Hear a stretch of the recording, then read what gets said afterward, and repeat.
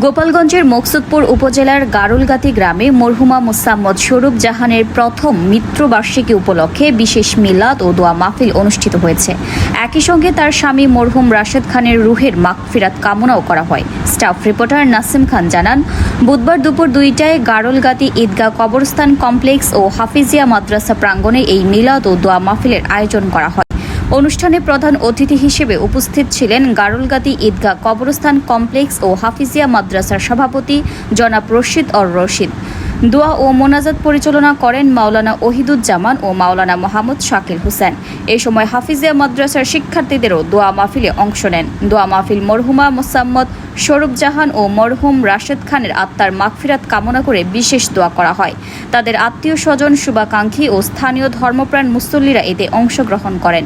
মরহুম দম্পতির সংসার জীবনে 4 ছেলে ও 2 মেয়ে সহ অসংখ্য আত্মীয় স্বজন, গুণগ্রাহী ও শুভাকাঙ্ক্ষী রেখে গেছেন। তার 4 ছেলে মোহাম্মদ নাসিম খান, মোহাম্মদ নাজিম খান, মোহাম্মদ আজিম খান ও আরিফ খান এবং 2 মেয়ে মোসাম্মদ সালমা আক্তার বিউটি ও মোসাম্মদ রিনা খানম।